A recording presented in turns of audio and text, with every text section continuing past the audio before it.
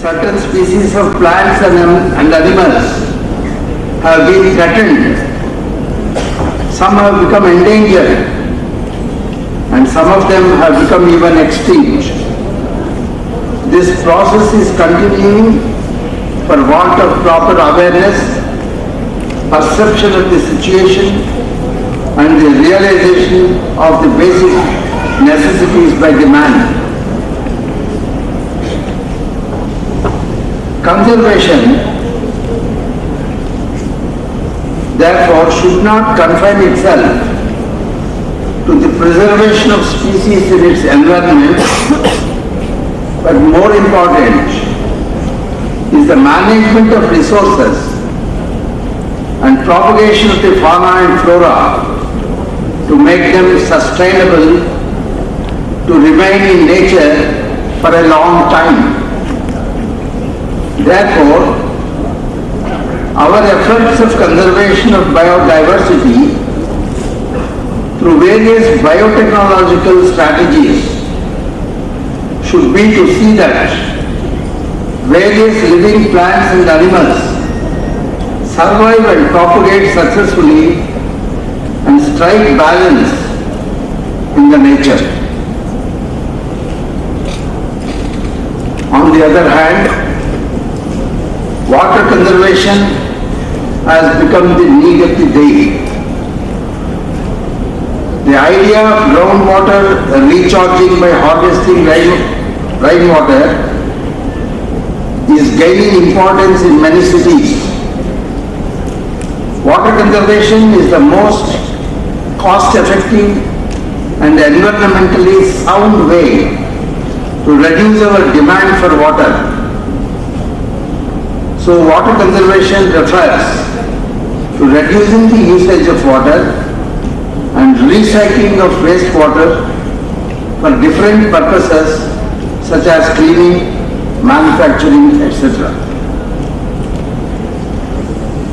Water conservation has become a practice in which people, companies and government attempt to reduce their water usage. The goal of water conservation may be to address an ongoing water shortage or to make lifestyle modifications to be more environmental friendly. In the late 20th century, water emerged as a major issue, especially in the developing world, where many people lack access to safe drinking water. And the issue of water conservation began to attract a great deal of attention. In the morning, Vice Chancellor Dr. Prabhudev emphasized on this aspect, and even he gave an indication in the years to come we may have to buy the water for drinking.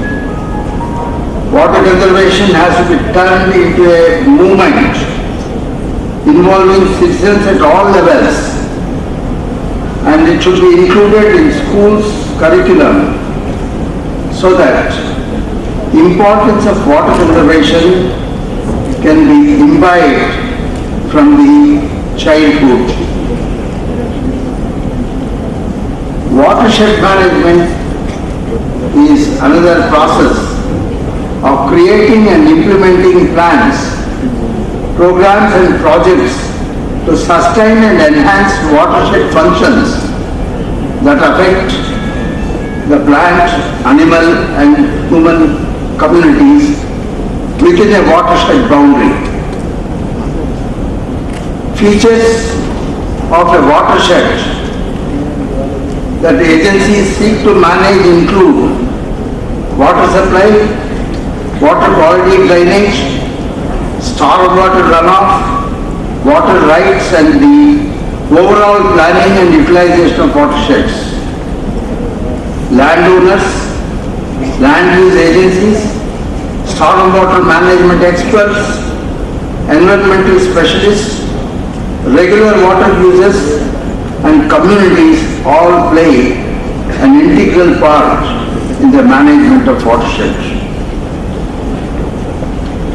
In In agricultural systems, common practices include the use of buffer strips, grassed waterways, re-establishment of wetlands, and forms of sustainable agricultural practices such as conservation, tillage, crop rotation, and intercropping. After certain practices are installed, it is important to continually monitor these systems to ensure that they are working properly in terms of improving environmental quality. In urban settings, managing areas to prevent soil loss and control stormwater flow are a few of the areas that receive attention. A few practices that are used to manage stormwater before it reaches a channel or retention ponds, filtering systems and wetlands. It is important that stormwater is given an opportunity to infiltrate so that the soil and vegetation can act as a filter before the water reaches nearby streams or lakes. In the case of soil erosion prevention, a few common practices include the use of silt fences, landscape fabric with grass seeds, and hydroseeding. The main objective in all cases is to slow water movement to prevent soil transport. When we are talking of biodiversity conservation and water conservation, I feel that it is also necessary to understand the present situation of food production in the country, which is directly related to the water and its conservation.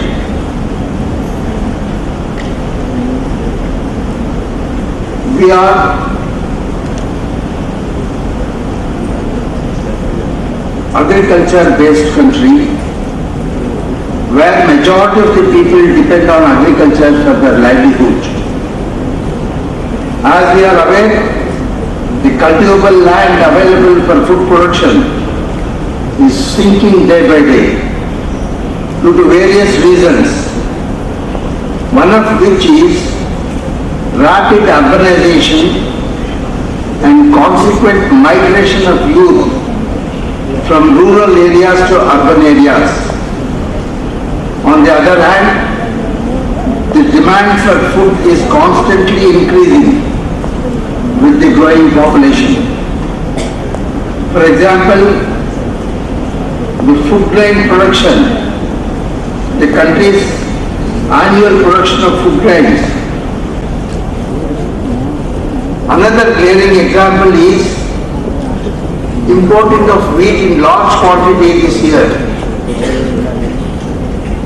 The country was exporting wheat all these years, but this lacuna indicates our wheat production has dropped.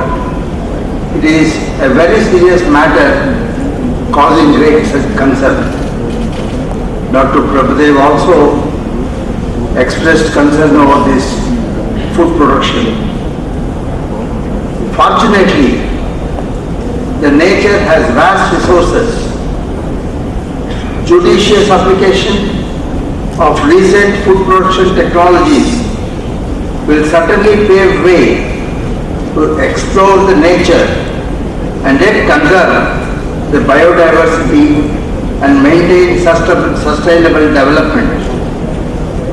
Agricultural crops have started yielding several folds higher production of cereals, vegetables and fruits. Fish and animal protein is an excellent source of dietary amino acids essential for human nutrition, and hence their improvement is a matter of necessity. Cloning of domestic animals, genetic improvement, selective breeding of crops, poultry, dairy and fishes are showing signs of great hope. Increase in the production of cattle, sheep, goats and pigs witnessed over the last quarter century is attributed to the fact that improved nutrition allows a purebred animal to better fulfill its genetic potential. Scientists are working all over the world to see how best they can enhance the food production per unit area, which has almost reached saturation level at present. Applications of recent biotechnological strategies have been quite encouraging. Genetic manipulations of agricultural and horticultural crops have started yielding several folds higher production of crops, vegetables, fruits, besides animal, poultry and fish. In agricultural crops, conventional breeding programs offered with limited success, and in recent years, attempts were made to develop new varieties of crops or products through biotechnological interventions.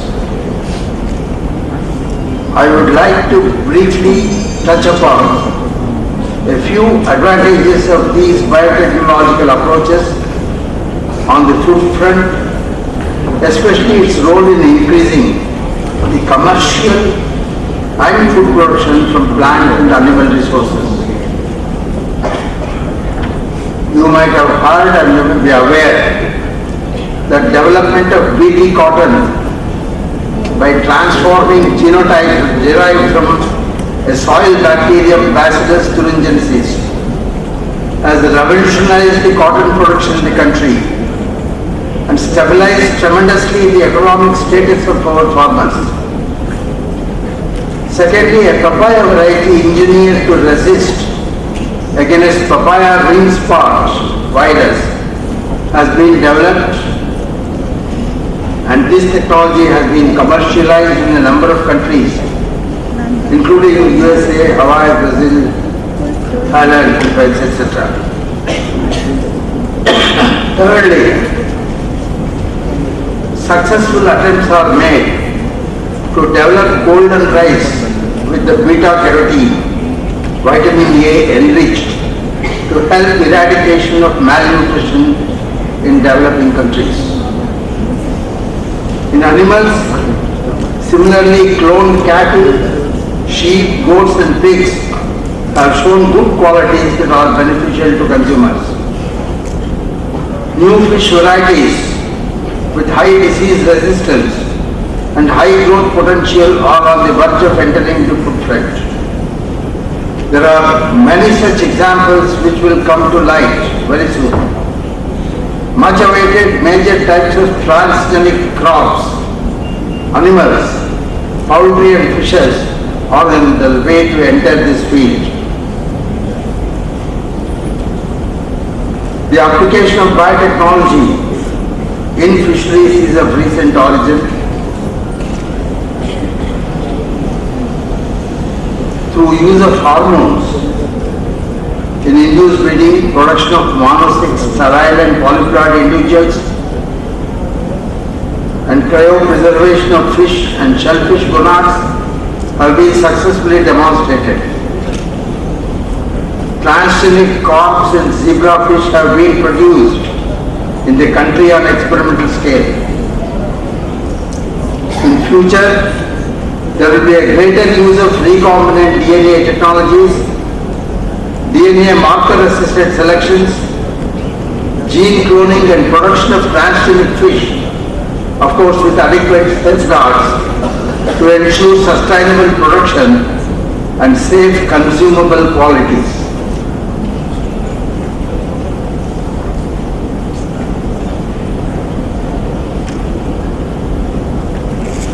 Lastly, coming to health. Health management is one of the prime objectives of any society in the world, whether it deals with plants, animals or human beings. Among many diseases prevailing in the world, water and airborne diseases spread quickly. An adult human needs to drink at least 1.5 liters of water a day to replace fluid loss in urine, sweat and respired air and to perform essential biochemical functions. Moreover, almost 90% of body mass is water. Water, however, can also carry dangerous pathogens and toxic chemicals into the body. The catalogue of waterborne pathogens is long and it includes many that are well known as well as far larger numbers of more obscure organisms. They include viruses, bacteria, protozoans, worms, including some of the toxins. Water also harbors the intermediate stages of many parasites, either as free-living larvae or in some other form, and it is the vehicle for essential stages in the life cycle of many dangerous insect vectors, notably mosquitoes and black flies. Chemical contamination of pollution of drinking water is another serious problem, one that has become a great deal worse in the modern industrial era due to the widespread and often unregulated discharge of toxic substances into rivers, lakes and oceans. For practical purposes, this discussion of waterborne diseases and their control focuses mainly on the pathogenic organisms for which water is a common vehicle. It is important to note that not only drinking water, but also water used for cleaning fruits, vegetables and cooking utensils and for washing can convey disease. Indeed, salads that have been washed in polluted water are frequently overlooked and are the common source of waterborne disease, responsible for an occasional outbreak of cholera or typhoid.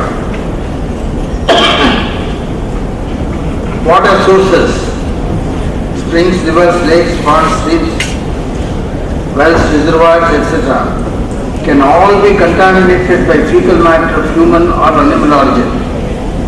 Organic matter of other origin, dead animals, decaying vegetations, can contaminate drinking water too in ways that range from very dangerous to merely unpleasant. Therefore, management methods would give correct picture indicating the shortcomings and gaps besides achievements. I have tried to briefly highlight some of the important aspects of environmental pollution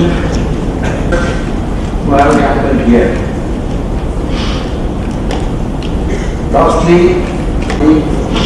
and the organizers of this international conference for giving me an opportunity to share some of my thoughts with you. Don't think that there should be any questions of me. If at all, I will permit only one or two questions because generally on the keynote address, questions are not asked. But even then I can permit one question. If there is not, well and good, we will go ahead with the proceeding, but we are running behind the schedule probably. And I will wait for a moment and participant and my friends. Pollution, biodiversity, then rain harvesting, water conservation, water pollution, and all aspects which are to be covered by this symposium. As a student, teacher, and a researcher of the environmental pollution or So many animal species were seen in our house, near our house. Or sparrow, crow, all these were very common, now they are not seen. Even the ants are not seen. So all these animal species, they are on the verge of extinction. So what is the required? What we have done for them? Nothing. Probably all animal species except the human beings. They might be thinking that what is the type of these human beings, species in the world, and they are all doing the extinction of all other animals. All other animals, they will die one day or other or perish from this earth if they are not protected.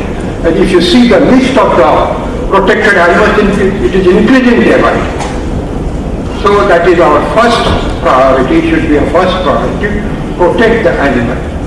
And that it has been pressed by our Professor Deoran, protection of the biodiversity. Very important. Everybody can contribute very little to protect the animals, protect the plants. Nobody does. How many of us plant tree in your open yard? Nobody does it. Everybody wants that should be done by the government or some social organization, but not by me. Everybody wants that the protection should be done